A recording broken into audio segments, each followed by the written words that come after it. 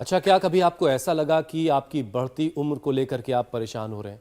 क्या आपको भी कभी ऐसा लगता है कि आप 40 प्लस हुए नहीं कि करियर आपका ढलान की तरफ जाने लगेगा, अब तरक्की की कोई उम्मीद नहीं बचेगी? अगर आपके दिमाग में भी कुछ इस तरह के ख्याल आते हैं तो खुद से ज़रा इस बात को कहिए और ज़रा ज़ोर से कहिए कि अभी आपका और बेहतर टाइम आएगा।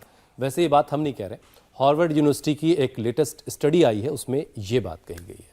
बिल्कुल ठीक बात, अपना टाइम आएगा, और बेहतर टाइम आएगा। सबका टाइम आएगा। रिसर्च में ऐसे साइंटिफिक एविडेंस मिलते हैं हुसैन, जिसके मुताबिक उम्र बढ़ने के साथ साथ इंटेलिजेंस, स्किल, क्रिएटिविटी और इसके साथ साथ अपने आप को लेकर कॉन्फिडेंस, इसमें मैं एक और बात जोड़ दे रही हूं, अपने आप को लेकर कॉन्फिडेंस भी बढ़ता है। स्टडी में उम्र के हिसाब से बकायदा रिजल्ट बताए गए हैं। जैसे 20 साल तक इंसान में तेजी से सोचने, नाम याद रखने की क्षमता ज्यादा होती है, तो 20 से 30 साल में फिजिकल स्ट्रेंथ ज्यादा होती है। और 30 से 40 की उम्र में तो मेमोरी और शार्प हो जाती है, इसलिए कहते हैं ना मम्मी पापा को सब कुछ याद रहता है। तो 40 से 50 की उम्र में कंसंट्रेशन हाई हो जाता है। रिसर्च के मुताबिक 50 से 60 की उम्र में इंसान इंटेलिजेंस और क्रिएटिविटी के मामले में पीक पर होता है। साइंटिस्ट के मुताबिक 45 से 55 साल के लोग सबसे ज्यादा बेहतर रिजल्ट दे सकते हैं। लेकिन हार्वर्ड की इस स्टडी के साथ एक डिस्क्लेमर लगा हुआ है, जरा ठहर के उस डिस्क्लेमर को भी पढ़ लीजिए। और वो ये है कि ये सब तभी मुमकिन है जब आप शारीरिक और मानसिक तौर पर सेहतमंद रहेंगे। ये डिस्क्लेमर है और इसके लिए जरूरी है कि आपका बॉडी का जो मेटाबॉलिज्म है वो बेहतर रहे, ठीक रहे, क्योंकि शरीर के सारे फंक्शन मेटाबॉलिज्म से सीधे तौर पर कनेक्टेड हैं, जुड़े हुए हैं। आप ठीक कह रहे हैं। और वैसे भी सेहत अच्छी रहे ये तो हर उम्र में जरूरी है। मेटाबॉलिज्म कंट्रोल अगर रहता है तो थायरॉक्सिन हार्मोन से, जो थायराइड ग्लैंड बनाता है, थायराइड हार्मोन कम होने पर वजन तेजी से बढ़ने लगता है और यही अगर ज्यादा हो जाए तो फिर वजन तेजी से घटने लगता है। बस ये समझ लीजिए कि थायराइड हार्मोन बॉडी के हर एक पार्ट पर असर डालता है और धड़कन तेज हो जाती है, बाल झड़ने लगते हैं, स्किन ड्राई हो जाती है, इंसान उम्र से पहले बुजुर्ग होने लगता है। तो उम्र की स्टेज कोई भी हो, आपकी परफॉर्मेंस हमेशा अच्छी रहे, बेहतर रहे, इसके लिए जरूरी है कि आप फिजिकली खुद को फिट रखें। और इसके लिए सबसे ज्यादा जरूरी है रोजाना योग करना, ताकि आपके थायराइड ही नहीं बाकी और पैरामीटर्स भी बैलेंस्ड रहे। लेकिन आज चूंकि हम बात कर रहे हैं थायराइड की, तो स्वामी जी के पास सीधा चलते हैं और उन्हीं से जानते हैं। स्वामी जी, आज थायराइड को बैलेंस बना के रखना है अपने शरीर में, ना वजन घटने देना है ना बढ़ने देना है। बहुत बहुत स्वागत है आपका स्वामी जी, प्रणाम। स्वामी जी प्रणाम, स्वागत है आपका। प्रणाम। बहुत बहुत प्रणाम मीनाक्षी जी, अमित जी, हुसैन भाई आपका। और जो आप बात बता रहे थे मैं गौर से सुन रहा था कि किस उम्र में कौन सा सामर्थ्य व्यक्ति के अंदर अधिक होता है। उस डिस्क्लेमर के साथ यदि आप हेल्दी हैं, हेल्दी आपकी बॉडी है, हेल्दी आपका माइंड है, हेल्दी आपका फूड।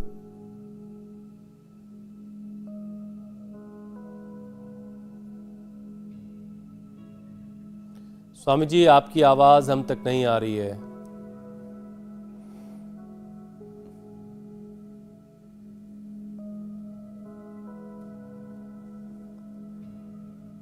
हालांकि स्वामी जी हमसे हमेशा कनेक्ट रहते हैं, आवाज कई बार बीच में धोखा देती है, लेकिन ये सिलसिला जारी है। आवाज आई? बिल्कुल आ गई। अभी भी नहीं आई? नहीं, आ रही स्वामी जी, आ रही। हाँ, शायद इन्होंने कहीं स्विच, हाँ स्विचिंग में गड़बड़ हो गई थी। इधर जो बच्चे हैं इन्होंने गड़बड़ घोटाला कर दिया। ऑडियो वाले तार पर पैर पड़ गया। मैंने शीर्षासन किया तो इन्होंने का शीर्षासन करा दिया। तो कोई बात नहीं। अब ये जो शीर्षासन है ये पिट्यूटरी ग्लैंड को, और ये जो सर्वांगासन है थायराइड पैराथायराइड कंट्रोल करता है। तो सबसे पहले सीधी एक्सरसाइज थायराइड पैराथायराइड की और पिट्यूटरी ग्लैंड की, क्योंकि अलग अलग हार्मोन्स जो अलग अलग हिस्से के अलग अलग प्रकार के केमिकल सोर्स हार्मोन्स को स्टिमुलेट करने के लिए पिट्यूटरी ग्लैंड से निकलते हैं। उसको स्वस्थ बनाने के लिए एक तो शीर्षासन, दूसरा ये सर्वांगासन और हलासन बहुत जरूरी। जो इतना न कर पाए कपाल भाती उज्जाई कर ले, ये बहुत जरूरी है। तो ये सर्वांगासन, 1-2 मिनट से लेके 5 मिनट तक। फिर यह हलासन, ऐसे भी और ऐसे, हाथ ऐसे भी रख सकते हैं, ऐसे, और इसमें ऐसे। तो 2 तरह से सर्वांग आसन, 2 तरह से हलासन बता दिया। जो इतना न कर पाए वे मत्स्यासन भी कर सकते हैं। सीधा पीछूटी ग्लैंड पर असर होगा, सीधा थायराइड ग्लैंड पर असर होगा इन पोस्चर्स का जो अभी हम बता रहे हैं। जो इतना न कर पाए वो उष्टासन कर लें। या मेरे साथ बहुत भाई बहन बैठे हुए जो प्राणायाम कर रहे हैं, इन्होंने अपने थायराइड को कंट्रोल ही नहीं क्योर कर लिया है। एक बहुत बड़ी गलत फहमी लोगों के भीतर है कि एक बार थायराइड की दवाई शुरू हो गई तो ज़िंदगी भर दवा लेनी पड़ेगी। ये सेम बात बीपी शुगर के बारे में भी है, कोलेस्ट्रॉल के बारे में भी है। ये सेम बात एसिडिटी की दवा के बारे में है। और लोगों के भीतर ये कुंठा गहरी प्रतिष्ठित हो गई है कि बीमारियों को कंट्रोल तो कर सकते, क्योर नहीं कर सकते। हम बीमारियों को क्योर ही करते हैं। फिर देखो बिल्कुल सिंपल एक्सरसाइज। यहाँ विजय जी, वैशाली जी, सुनीता जी, टिल्ली जी, चलो उल्टे लेट जाओ, आप भी करो। कुछ को गले पर लेप लगा रहे, लपेट लगा रहे, मिट्टी, उसमें मुल्तानी मिट्टी या चिकनी मिट्टी होती है, हल्दी होती है, एलोवेरा होता है। किसी किसी को गांठ हो जाती है तो उसमें गूगल भी मिला देते हैं। और ऐसे ये भुजंगासन, ये थायराइड के ऊपर सीधा असर करता है।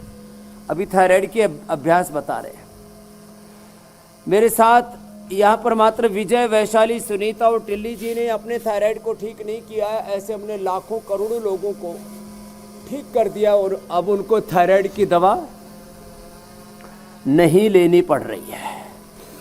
स्वामी जी, योगाभ्यास के साथ साथ कुछ और, अब ये जी मेरे भाई, कुछ और अहम बातें आपसे जानने का भी वक्त होता है, तो पहला विषय शामिल करते हैं। स्वामी जी, जिनका थायरॉक्सिन हार्मोन गड़बड़ रहता है वो अक्सर थकान सी महसूस करते हैं। सीढ़ी चढ़ने का काम हो या फिर ज़रा सा चले फिरे नहीं कि सांस फूलने लगती है उनकी। तो ऐसे में उनके लिए योगाभ्यास के साथ साथ और कौन सी ऐसी बातें हैं जिनका उनको ख्याल रखना चाहिए?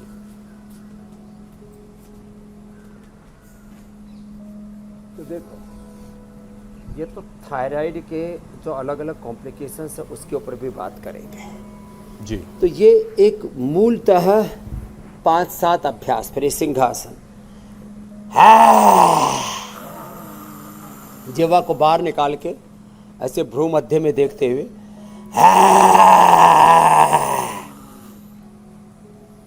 इससे गला पूरा अच्छा हो जाता है, थायराइड पूरा अच्छा हो जाता है। फिर कपालभाति करते करते ये पॉइंट दबाएंगे ऐसे। जो इतना भी न कर पाए तो देखो ऐसे गले को टाइट करके ऐसे गोल गोल घुमाए। थायराइड के कारण से कमजोरी लगती है, चक्कर आने लगते हैं, किसी का वेट बहुत घटने लगता है, किसी का वेट बहुत बढ़ने लगता है, आंखें बाहर आने लगती हैं, बाल झड़ने लगते हैं, तो चेहरे का नूर कम होने लगता है, स्टेमिना कम हो जाता है, बॉडी का मेटाबॉलिज्म गड़बड़ हो जाता है, चक्कर आने लगते हैं, स्ट्रेस, एंजाइटी, डिप्रेशन होने लगता है और मन में बेचैनी रहती है, उथल पुथल रहती है। एक एक इन सब बातों का उत्तर देते हैं। पहले आपने पूछा तो ऐसे 10-20 बार ऐसे घुमाना इसको। कमजोरी लगे तो क्या करें? तो अश्वगंधा का सेवन करें। अश्वगंधा का कैप्सूल हम उपलब्ध कराते हैं, अश्वगंधा कैप्सूल खा लें। कमजोरी के लिए जो है थोड़ा सा फ्रूट्स, ड्राई फ्रूट्स का भी सेवन करें, अंकुरित भी लें। और जिनको भूख नहीं लगती है तो धनिया का पानी पिए, धनिया की चटनी रोज़ खाएं, धनिया का पानी पिए, कभी ज़िंदगी में थायराइड नहीं होगा। फ्रिज की चीज़ें नहीं खाएं, ज़्यादा ठंडी ज़्यादा खट्टी चीज़ें न खाएं। थायराइड के ऊपर सबसे ज़्यादा बुरा असर करती हैं बहुत ज़्यादा खट्टी और बहुत ज़्यादा ठंडी चीज़ें। तो बहुत ज़्यादा खट्टी और बहुत ज़्यादा ठंडी चीज़ें नहीं खानी, फ्रिज की चीज़ें नहीं खानी, और धनिया की चटनी, धनिया का पानी ज़रूर पीना। और इसके साथ थायरोग्रिड 2 गोली खा लो और ये पॉइंट दबा लो कपालभाति करते करते। थायराइड पूरा क्योर हो जाता है। T3 T4 पहले थायराइड पैराथायराइड ठीक होंगे, फिर TSH भी ठीक हो जाएगा, पिट्यूटरी ग्लैंड भी ठीक हो जाएगा। उसके लिए कपालभाति के साथ साथ ये उज्जाई भी करना ज़रूरी है। तो अब कमजोरी का तो अश्वगंधा से इलाज बता दिया। किसी को और ही ज़्यादा कमजोरी है तो अश्वशिला ले सकते हैं, अश्वगंधा शतावर का पाउडर भी ले सकते हैं, और दूध में थोड़ा सा हल्दी का सेवन करें तो उससे थायराइड भी अच्छा रहता है। थोड़े दिन के लिए सभी प्रकार की खट्टाई बंद कर देते हैं तो दही की बजाय दूध में हल्दी डाल करके लें, वो ज़्यादा अच्छा होता है थायराइड के रोगियों के लिए मेरे भाई हुसैन जी। और त्रिकुटा चूर्ण, बहेड़ा चूर्ण, ये हमने वर्षों तक प्रयोग किया। त्रिकुटा और बहेड़ा का पाउडर मिला के बराबर और शहद के साथ चटा देते हैं। किसी के गले में गांठ हो जाए तो काचना, गुगुल, वृद्धि बाधिका या सिस्टोग्रिड दे देते हैं, पूरी गांठ भी गायब हो जाती है जैसे। और किसी किसी को तो बाद में वो गांठ कैंसरस भी हो जाती है, वो कैंसर तक भी अच्छा करते हैं। गीता नहीं होने देंगे स्वामी जी। अनुभव मैं आपको 4-5 दिन पहले सुना रहा था जी मेरे भाई। अब रोज़ाना ये अभ्यास करवा करके, योगाभ्यास करवा करके और आयुर्वेदिक उपायों के ज़रिए लोग अपने आप को बचा रहे हैं, ये अच्छी बात है स्वामी जी। अच्छा, आप अक्सर जो है भरपूर एनर्जी के लिए सूर्य नमस्कार करने की सलाह देते हैं, अभ्यास भी करवाते हैं आप, तो क्या सूर्य नमस्कार थायराइड से जो लोग परेशान हैं उनको भी फ़ायदा पहुंचाता है? तो इसके पीछे की ज़रा साइंस भी समझाइए। देखो, जब आप सूर्य नमस्कार करते हो, जब आप पीछे झुकते हो तो इससे थायराइड को भी एक्सरसाइज मिलती है, लंग को भी, हार्ट को भी, और पूरी बॉडी की बैक और फ्रंट की जितनी भी मसल्स हैं उनकी पूरी साइंटिफिक स्ट्रेचिंग हो जाती है। पीछे के बाद बैकवर्ड बेंडिंग के बाद फॉरवर्ड बेंडिंग भी हो जाती है। तो थायराइड ही नहीं, सूर्य नमस्कार के तो 100 फायदे हैं। इससे बॉडी के सारे ऑर्गन्स, हाथ, पैर, पेट, पीठ, liver, kidney, lung, heart, brain, pituitary, pineal gland और पूरा आपका central nervous system, peripheral nervous system और श्वासों के नियंत्रण के साथ करते हैं तो शरीर के साथ मन पर भी नियंत्रण। तो सूर्य नमस्कार तो सबके लिए जरूरी। जो सूर्य नमस्कार रोज कर लेंगे 100 से अधिक तो बीमारी से बचेंगे, और 100 से अधिक बीमारियां यदि हैं भी एक एक को, किसी किसी को जैसे हमारा टिल्ली है, इसको शुगर भी है, इसको हार्ट की प्रॉब्लम है, इसको थायराइड भी है, कई बीमारियां, फिर मोटा भी हो गया, तो एक साथ शताधिक बीमारियों को ठीक करता है, शताधिक बीमारियों से बचाता है और 100 साल से अधिक लंबी आयु देता है। इसलिए कहते हैं जिसको लंबा जीना हो वो कम से कम 10 बार से लेकर के 100 बार मात्र सूर्य नमस्कार ही कर ले, तो भी पूरा जो हमारा जीवन है वो आरोग्यपूर्ण रहेगा। जैसे आप कह रहे थे, पहले याद करने की एबिलिटी, फिर समझने की एबिलिटी, फिर स्ट्रेंथ ज़्यादा होती है, फिर आदमी ज़्यादा इनोवेटिव होता है, क्रिएटिव होता है, और फिर वो विजनरी की तरह पूरी दुनिया के लिए एक मार्गदर्शक की भूमिका निभाता है। वो पूरी दुनिया को न्यू डायरेक्शन देता। उम्र बढ़ने के साथ तो हमारी सभी प्रकार की परिपक्वता बढ़नी चाहिए। इसलिए वृद्ध शब्द का संस्कृत में अर्थ बूढ़ा नहीं होता है, बढ़ा हुआ, जिसका ज्ञान, जिसका बल, जिसकी समझ, जिसका सामर्थ्य बढ़ा हुआ होता है। इसलिए आजकल किसी को बूढ़ा कहो तो बहुत सीनियर आजकल शब्द ज्यादा प्रयोग होता है। यानी स्वामी जी, जिसके सिर के बाल पके हुए हैं वो एक्सपीरियंस्ड है, बूढ़ा नहीं है। हाँ, एक्सपीरियंस है। कहते हैं ना, हमने धूप में भी सफेद नहीं किए बाल जी। अच्छा स्वामी जी, सूर्य नमस्कार के बाद 2 योगाभ्यास ऐसे जिसका डायरेक्टली कनेक्शन थायराइड से है, ये थोड़ा समझाएं, क्योंकि जब भी थायराइड की बात आती है आप सर्वांगासन और हलासन करने का हमेशा कहते हैं। तो ये हलासन जब हम करते हैं और सर्वांग आसन करते हैं तो इसका डायरेक्टली हमारे थायराइड ग्लैंड पर क्या असर आता है, इसे समझाएं। थायराइड के पूरे हमारे अंदर के जो सेल हैं, टिश्यू हैं, पूरा ऑर्गन है थायराइड और पैराथायराइड, उसके साथ साथ पिट्यूटरी ग्लैंड, दोनों अच्छे होते हैं सर्वांगासन और हलासन दोनों करने से। सर्वांगासन से थायराइड पैराथायराइड पिट्यूटरी ग्लैंड और हलासन से विशेष रूप से थायराइड पैराथायराइड ग्लैंड। जहाँ गति होती है वहाँ सक्रियता होती है। एक एक सेल अपने आप में एक पूरे बॉडी की तरह होता है। उसका सेल और सेल का की जो कार्य पद्धति है, उसका जो पूरा मैकेनिज्म है वो ऐसा होता है जिसमें जैसे एक सेल कहता है मैंने one cell equal to one body और one body equal to one universe. उस एक सेल में 37 ट्रिलियन सेल, सारे केमिकल, सारे सोल्ट, सारे हार्मोन, सब कुछ होता है, लेकिन वो ऊर्जा के रूप में होता है। एक सेल में 1 लाख से ज़्यादा एक्टिविटी एक क्षण में होती है।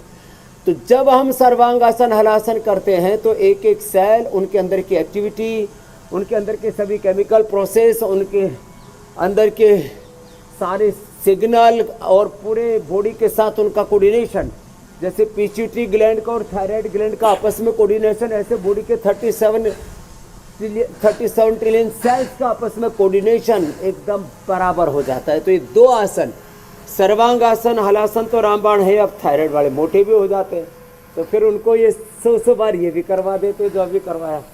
और ये जो हमारे भाई बैठे हैं, मेरे भाई तरफ भी आप देख रहे हैं, काफ़ी मोटे मोटे मुस्कुरा रहे, पतले हो गए। और इसमें स्वामी जी दो अलग अलग तरह के इफेक्ट हैं, अलग अलग रोगों को मिटा लिया।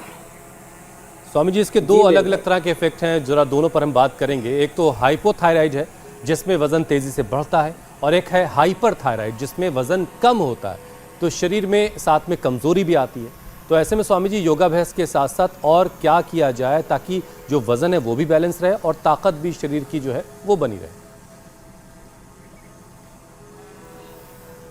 तो जिनका वजन घटने लगे, शुगर की बीमारी हो तो डेट नहीं खाना, तो डेट खाना, आम खाना, अश्वगंधा खाना, शतावर खाना, मीठा खाना, अनाज खूब खाना, घी भी खाना। जिनका वजन कम है और जिनका वजन ज़्यादा है उनका अनाज, नमक, मीठा, घी, तेल सब बंद। उबला हुआ खाओ, अंकुरित खाओ, पानी पियो, गर्म पानी पियो, और आपका जो एक्सेस फैट है वही फूड में कन्वर्ट होता रहेगा, भूख नहीं लगेगी।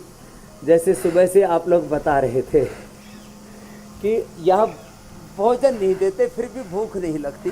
तो जो वजन जिनका घटा हुआ उनके लिए तो बता दिया, बढ़ा हुआ है तो अश्वगंधा के पत्ते खाओ, मेदो हर लो, वेट गोलो, गोधन लो, ये अभ्यास करो जो अभी बता रहे हैं। और ये जो अभ्यास है स्थित कोणासन, चक्रियासन और ये पश्चिमोत्तानासन, ऐसे पूरा श्वास लिया, पूरा छोड़ा और ऐसे ऐसे किया। इससे पूरी बॉडी का स्ट्रक्चर भी अच्छा होगा, आपकी बॉडी में स्ट्रेंथ भी आएगी और मसल से लेकर के पूरी बॉडी का अलाइनमेंट भी अच्छा होगा। ये 5 अच्छा अभ्यास है ये पश्चिमोत्तानासन। फिर जिनकी ताकत कम है वे भुजंगासन धीरे धीरे करें, और जो मजबूत है थोड़ा तेजी से करें। तो जो अंडर वेट है वो नॉर्मल वेट होंगे। हमने लोगों का वजन जिनका 30, 32, 35 किलो था उनका वजन 50 किलो तक कर दिया है। और जो रोहन की तरह 172 किलो के थे उनका रोज 1-1, 1.5, 2-2 किलो वजन कम कर रहे हैं, ये हम रोज बताते हैं। और आप भी जो है वेट काफ़ी कम करके आए हैं। तो जिनका वेट ज़्यादा है उनको नमक, मीठा, अनाज, क्योंकि जब मीठा खाते हैं तो जो बॉडी के अंदर एक सिस्टम होता है लाइपोजेनेसिस होकर के वो ग्लूकोज जो है वो फैट में कन्वर्ट हो जाता है, और फैट वापस ग्लूकोज में कन्वर्ट हो जाता है जब योगाभ्यास करते, फूड में कन्वर्ट हो जाता है। तो इसलिए लाइपोलाइसिस, लाइपोजेनेसिस दोनों प्रोसेस होते रहेंगे आपके शरीर में योग करेंगे तो। ओवरवेट, अंडरवेट सभी अच्छे होंगे। भुजंगासन, सर्वासन, और फिर सीधे लेट करके जो ओवरवेट है उनको तो एक रिदम के साथ, प्रवाह के साथ ये अभ्यास करने हैं अर्धहलासन, पाद वृत्तासन, द्विचक्रिकासन, एक प्रवाह के साथ।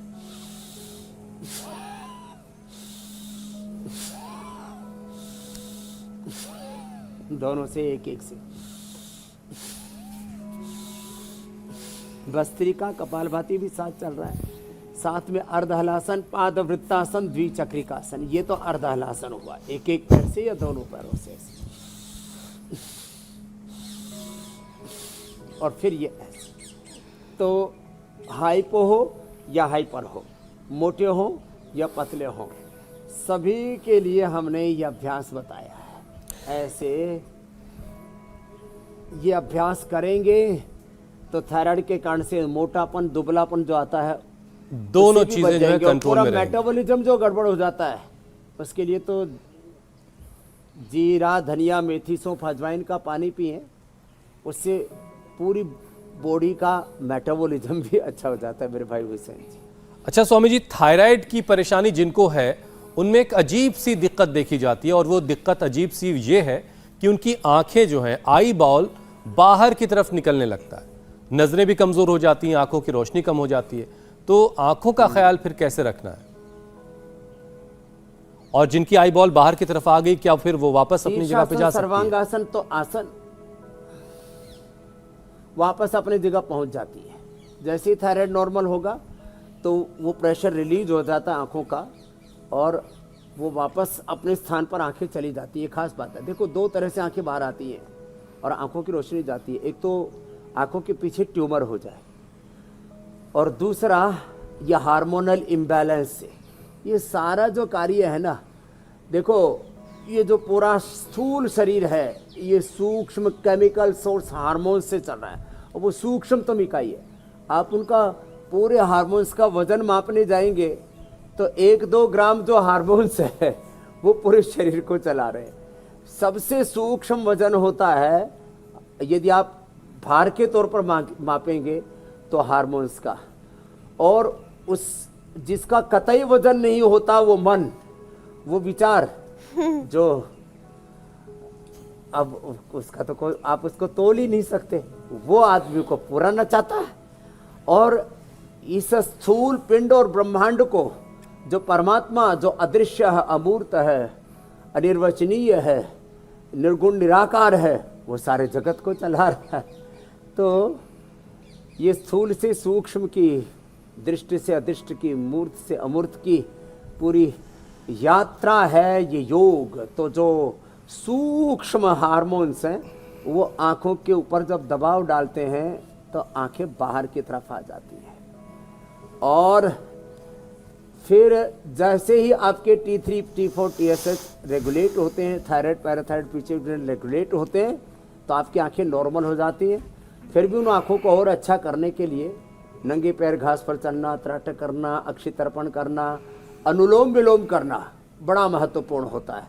तो ये जो अनुलोम विलोम है ना, ये आंखों के लिए बड़ा जबरदस्त है। अनुलोम विलोम, आई ग्रिट वटी, आई ग्रिट ड्रॉप, सौम्य या दृष्टि, गुलाब जल से आंखों को धोना, या त्रिफला का पानी मोटे मोटे दरदरे ऐसे बिना पाउडर किए रात को भिगो दे। 3 से 7 दिन तक प्रयोग में ले सकते हैं आप। ऐसा होता है त्रिफला, हरड़, बहेड़ा, आंवला जो यहाँ पर रखा हुआ है, ये हरड़, ये बहेड़ा, ये आंवला, इसको रात को पानी में ऐसे ही साफ पानी में भिगो देते हैं। जिनके पास पैसे का प्रबंध है, थोड़ा सा अपने हेल्थ के ऊपर एक्सपेंड कर सकते हैं, तो गुलाब जल में भिगो देते हैं, और उससे फिर आंखें धोते हैं ना, तो आंखों की रोशनी की भी प्रॉब्लम नहीं होती, आंखें भी अच्छी हो जाती हैं। और एक ख़ास बात मैं बताना चाहता हूँ, जो इतना सब ना कर सके, इतनी मशक्क़त ना कर सके,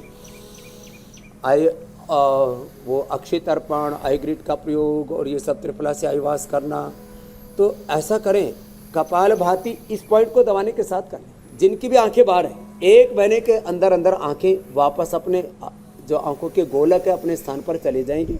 दोनों हाथों में, दोनों पैरों में कपाल भाती के साथ 5-5 मिनट ये कर लें। 5 मिनट इस हाथ में, 5 मिनट इस हाथ में, और 5-5 मिनट फिर दोनों पैरों में। ये अभ्यास कर लिया एक्यूप्रेशर का, तो आंखों की समस्या का पूरा खात्मा हो जाएगा। ये स्वामी बहुत बड़ी जी, बात मैं बता रहा हूँ। स्वामी जी खाली देखिए, रोजाना थायराइड हम के आपसे कारण योग से तो नहीं, सीखते ही किसी हैं। भी कारण से आंखों की समस्या है, मैं कह रही स्वामी जी रोजाना हम आपसे योग तो सीखते ही हैं, और जो इतने अच्छे विचार आप बताते हैं उनमें से आज एक विचार मैंने आपसे बोरो कर लिया। आपने जो बात कही ना कि मन का कोई वजन नहीं होता लेकिन वो हमें नचाता है, तो ये मैंने हमेशा के लिए आपसे चुरा लिया है स्वामी जी। अच्छा स्वामी जी, पुरुषों के मुकाबले महिलाओं में थायराइड प्रॉब्लम 10 गुना ज्यादा होती है। आपके पास भी जो पेशेंट्स आते होंगे उसमें महिलाओं की संख्या थायराइड की ज्यादा होती है। पहले तो ऐसा क्यों है, और दूसरा थायराइड होने पर अक्सर ये जो गला मोटा दिखने लगता है, एक महिला वहां पर जो गले की पट्टी करवा रही थी उनका भी गला जो है वो थोड़ा सा मोटा दिखाई दे रहा था, फिर आवाज बदल जाती है, इसके लिए क्या उपाय किए जाने चाहिए? और आवाज बदलने वाला मामला तो ये है कि अलग किसी और पैकिंग में कोई और प्रोडक्ट आ गया हो। इसके लिए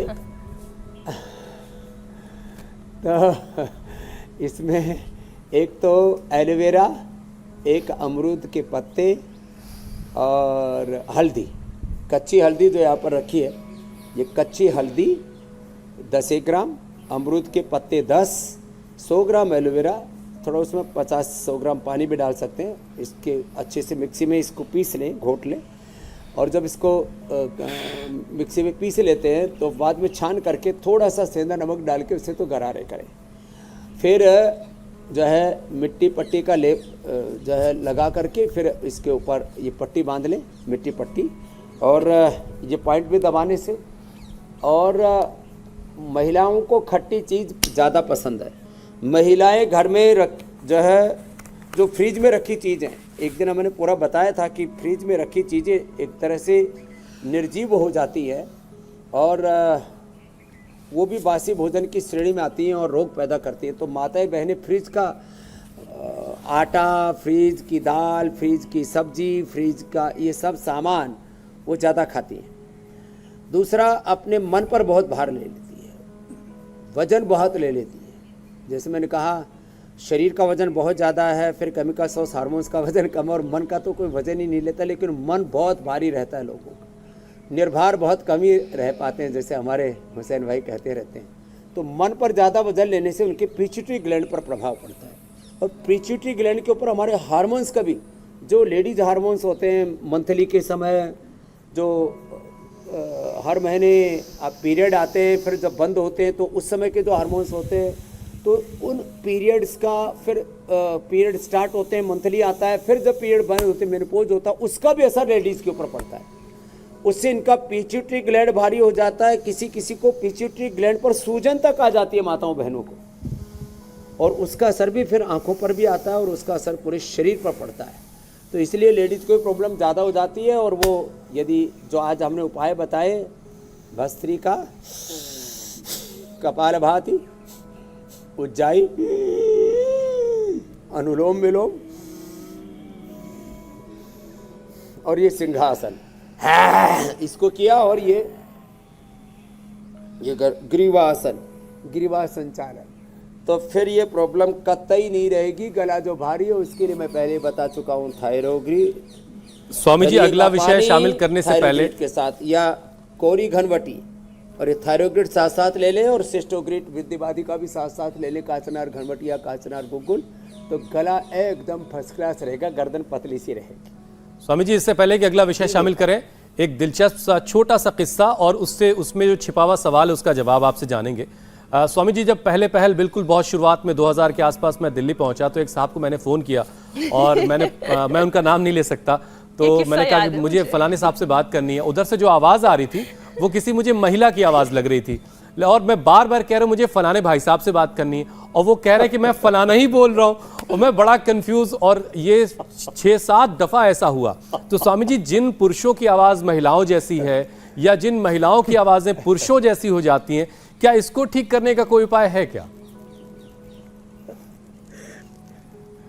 अब देखो, एक तो मुलेठी चूसने से जैसी आवाज़ नेचुरल निकलनी चाहिए वैसी निकलती है। मुलेठी, बहेड़ा, लौंग, काली मिर्च ये चूसते हैं, इससे स्वर तंत्र की विकृतियाँ दूर हो जाती हैं। लेकिन देखो, उम्र के साथ जो है, अब थोड़ा हंसी की बात है, तो आपने तो नाम नहीं लिया, लेकिन यदि आचार्य जी डांटे देंगे तो हम सुन लेंगे। हमारे पूज्य आचार्य जी की आवाज़ शुरू में ऐसी आती थी जैसे जी बोल रही हो। उनकी उम्र बढ़ी और योग करने लगे तो अब उनकी आवाज़ पुरुषों जैसी हो गई है। तो योग करने से अपने आवाज़ चेंज हो जाती है। एक दूसरे संत है, उनका नाम नहीं बोलूंगा मैं, काफी उनको भी बड़ा मानते हैं लोग, उनकी आवाज अभी भी लेडीज जैसी ही है। उनका नाम नहीं लूंगा। तो स्वामी जी अब बिना नाम लिए, लेकिन आप तो निशाना बिल्कुल लगाए जा रहे हैं। ये तो गॉड गिफ्ट है, जो अब क्या किया ये तो जाए? आवाज की बात हुई। आवाज वैसे जामुन खाने से भी अच्छी होती है, आवाज आंवला एलोवेरा गिलोय से भी अच्छी होती है, आवाज सिंहासन करने से, सर्वांगासन करने से भी अच्छी होती है। तो जैसी जिसकी होनी चाहिए वैसी हो जाती है। हार्मोन्स के कारण से होती है। जो आवाज भी होती है ना कि लेडीज जैसी आवाज या पुरुष जैसी आवाज, तो ये हार्मोन्स बेटर हो जाते हैं, बैलेंस हो जाते हैं, तो अपने आप चीजें ठीक हो जाती है। अब बाल भी तो बहुत झड़ते हैं, वो तो आपने पूछा ही नहीं।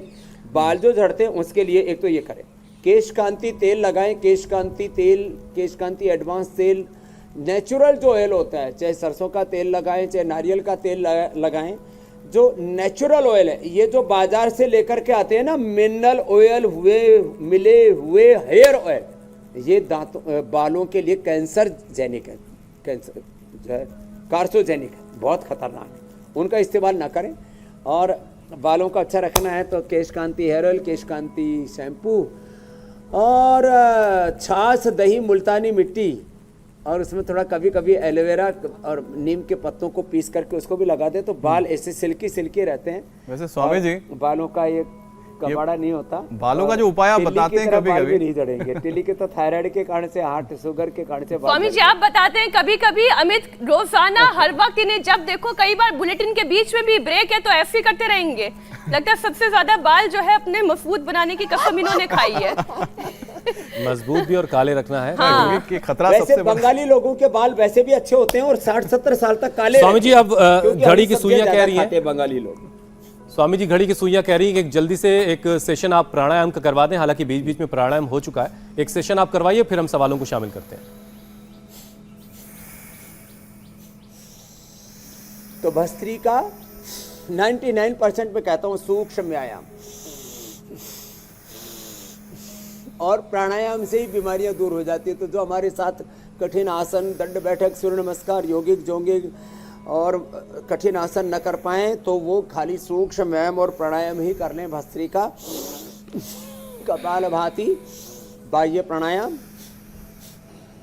उज्जाई, अनुलोम विलोम, भ्रामरी, उद्गीत, शीतरी, शीतकारी, चंद्रभेदी, सूर्यभेदी, नाड़ी शुद्धि।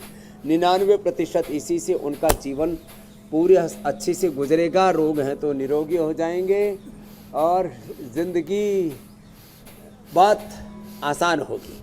और जैसे आपने कहा उम्र बढ़ने के साथ साथ उनका सामर्थ्य बढ़ेगा, स्वास्थ्य बढ़ेगा। प्रश्न आप ले लीजिए, हम प्राणायाम करते रहेंगे। जी स्वामी जी, सवालों का सिलसिला भी शुरू करते हैं। 93505 पर अपने सवाल भेज सकते हैं। तो पहला सवाल राजस्थान से स्वामी जी मोनू का है। स्वामी जी मुझे राइटिस क्रैम्प है जिसमें लिखने में परेशानी होती है और लिखते समय हाथ की नसों में दर्द होता है, कोई उपाय बताएं।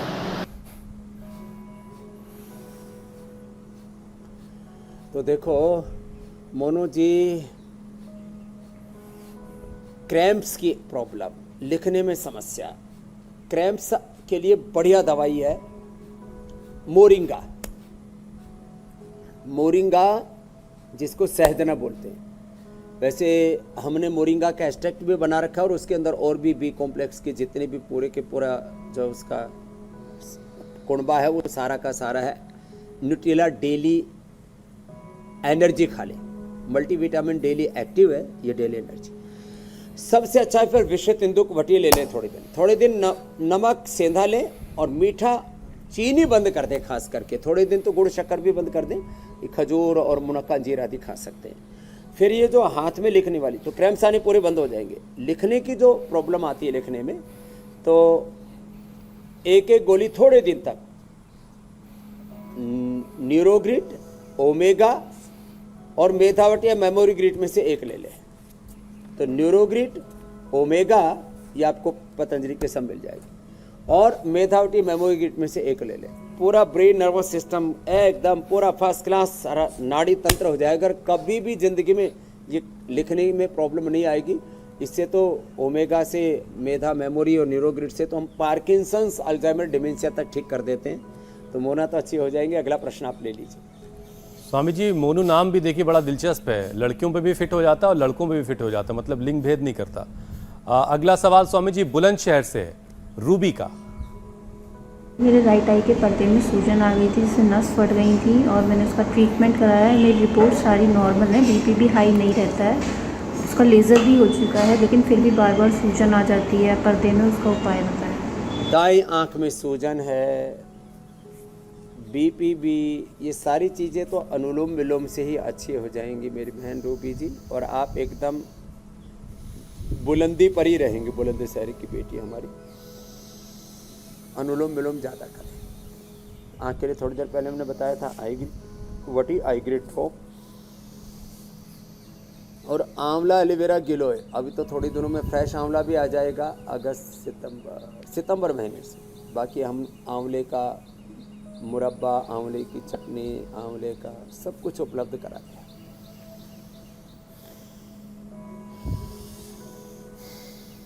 ये अनुलोम विलोम और ये आँख का पॉइंट जो थोड़ी देर पहले बताया था थायराइड वालों को, ये दोनों पैरों में, दोनों हाथों में भी प्रयोग कर लें।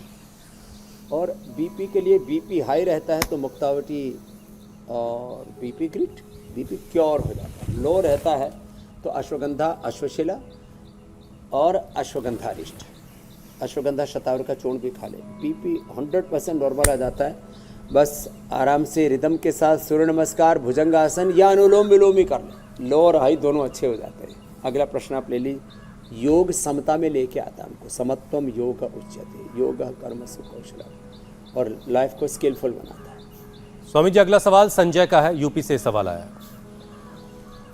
सर, मुझे पिछले साल में मलेरिया के साथ निमोनिया हो गया था। तब से मेरा शरीर रिकवर नहीं कर पा रहा है, शरीर में हाथ पैर कांपता है।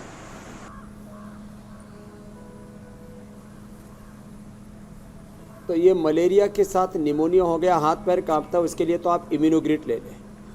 आपकी इम्यूनिटी डाउन हुई है। और निमोनिया, डबल निमोनिया किसी को भी हो जाए, सामान्य निमोनिया के लिए तो श्वासारी वटी और ब्रोंकोम ही पर्याप्त है। और यदि निमोनिया बिगड़ा हुआ है तो थोड़े दिन श्वासारी गोल्ड ले ले और श्वासारी क्वाथी पी लें। सामान्य पानी नहीं पीना, या मुलेठी का ही पानी पी लें, दालचीनी का पानी पी लें, उसमें थोड़ा सा लौंग भी या और इलायची भी मिला दे, बहुत टेस्टी पानी होता है। पूरा आपको मलेरिया बिगड़ा, उसके बाद निमोनिया बिगड़ा, वो सब पूरा ठीक हो जाएगा। आपका फेफड़ा 20-25 साल के बच्चे जैसा हो जाएगा, जैसा मेरा फेफड़ा, मेरे लीवर की, मेरी किडनी की, मेरे फेफड़ों की, मेरे लंग की, हार्ट की, ब्रेन की, बॉडी की, हड्डियों की, स्किन की, जो बायोलॉजिकल एज जैसे 20-25 साल की है, ऐसे आपकी भी हो जाएगी मेरे भाई संजय जी। ये गोमुखासन भी कर लेना, प्राणायाम कर लेना, भुजंगासन कर लेना, थोड़ा ज़्यादा ना हो तो यही कर लेना। अगला प्रश्न आप ले लीजिए। स्वामी जी अगला सवाल खुशी का है। बचपन में मेरी बाई आंख में चोट लगने की वजह से मुझे मोतियाबिंद हो गया और उसकी वजह से मुझे कम दिखाई देता है। कृपया कोई उपाय बताइए।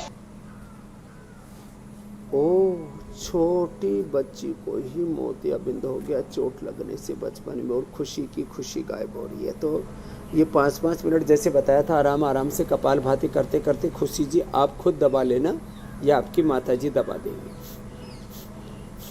और आप भी कपालभाति और अनुलोम विलोम 2 प्राणायाम ज़्यादा करना, और आइग्रेट 1-1 गोली खाना खुशी जी। आपका ग्लूकोमा अच्छा हो जाएगा। मोतियाबिंद, हाँ, किसी को जो है आँख में प्रेशर बढ़ जाता है, किसी को आँख अंदर से सफ़ेद हो जाती है, तो कैटरेक हो या ग्लूकोमा हो, दोनों ही अच्छे हो जाते हैं। और आँख में डालने के लिए सौम्य या आइग्रेट डालना, दृष्टि बहुत तेज़ होती है, वो मत डालना खुशी जी। तो खुशी जी आपकी आँख पूरी अच्छी हो जाएगी बेटा।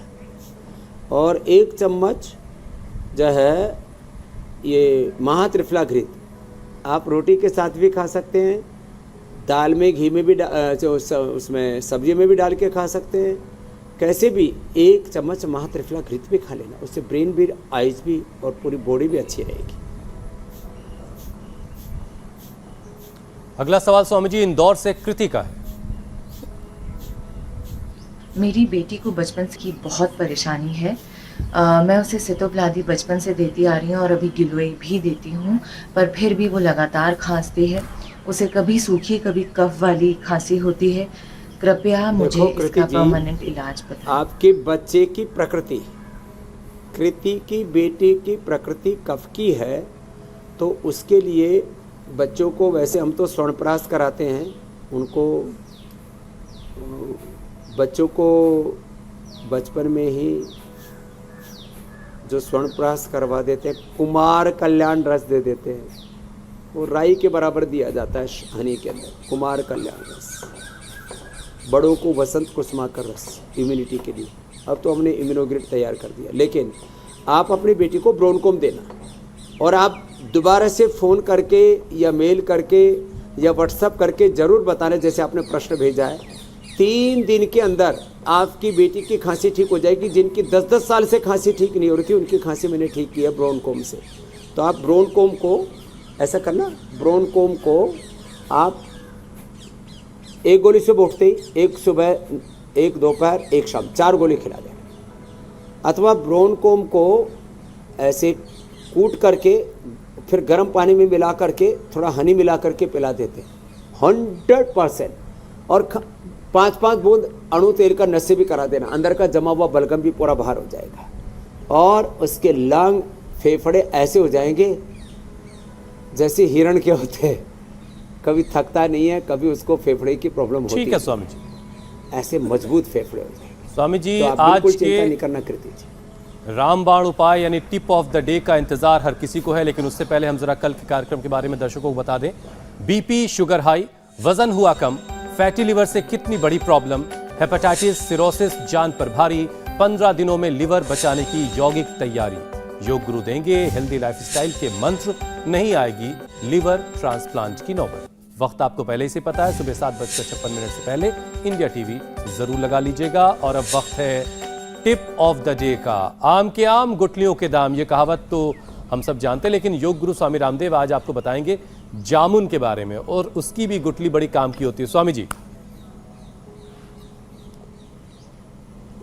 एक तो मेरे सामने ये भृंगराज लगा हुआ है, ये भृंगराज आजकल बहुत हो रहा है। तो जिनको भी ये बाल झड़ते हैं, जिनका भी शरीर का खून गंदा हो गया है, ये अत्यंत रक्त शोधक भी है। और बाल जिनके झड़ गए, इसका पेस्ट बना के बाल में लगा लो। इसके साथ साथ भृंगराज के साथ जो कलौंजी होती है, कढ़ी पत्ता होता है, प्याज होती है, उसको भी पीस के लगा लिया, तो फिर तो हथेली की तरह भी जिनके बाल ऐसे खोपड़ी हो गई है ना, उनके भी गंजी खोपड़ी पर बाल आ जाएंगे। फिर अब जामुन की बारी। जामुन खाने से ग्लूकोज का लेवल कंट्रोल होता है। जामुन खा करके बाद में इसकी गुठली सुखा के रख लो, इसको पीस करके खा लेना, तो शुगर ही पूरा ठीक हो जाएगा। इससे लीवर अच्छा हो जाता है। इससे आंखों का मोतियाबिंद भी दूर होता है, रिंकल, पिंपल्स भी दूर होते हैं, पायरिया भी दूर होता है, एनीमिया की प्रॉब्लम दूर होती है, स्टोन भी दूर होता है। और जामुन का जो पेड़ होता है, उसकी जड़ निकाल करके उसको खाने से गठिया भी दूर होता है। तो जब इससे पाचन अच्छा हो जाएगा जामुन से, तो पाचन तंत्र अच्छा, तो प्रतिरक्षा तंत्र भी अच्छा होता है। भूख बहुत अच्छी लगेगी, एसिडिटी नहीं होगी, गैस नहीं बनेगी। तो जामुन ये बहुत अच्छा है। और हमारे यहाँ तो जामुन ऐसा है, सीजन शुरू होते ही आ जाता है, उससे सलाइवा भी अच्छा बनता है, तो भूख भी अच्छी लगती है। छोटा सा सवाल स्वामी जी, हाँ, अगर तो प्री डायबिटिक जामुन खाएंगे तो उन्हें डायबिटीज नहीं होगी? हाँ, ये और अच्छा पूछा आपने। तो पहले से ही जामुन खाते रहो तो फिर कभी जिंदगी में डायबिटीज होगा ही नहीं। जामुन भी खा लो, और फिर इसका जो गुठली बच जाए, कोई जरूर नहीं साल भर खाना, फिर महीने भर तक, महीने 2 महीने बरसात में पहले जामुन खाओ, फिर 2-1 महीने इसकी गुठली का पाउडर खाओ। ठीक है स्वामी जी। पूछा मीनाक्षी जी, फिर उनको जिंदगी में कभी शुगर होगा नहीं होगा। स्वामी जी, अब आपसे इजाजत लेने का वक्त है। बहुत बहुत शुक्रिया। प्रणाम। धन्यवाद। इंडिया टीवी हर वक्त हर जगह डाउनलोड करने के लिए सर्च करें India TV news Google play store या ऐप स्टोर पर।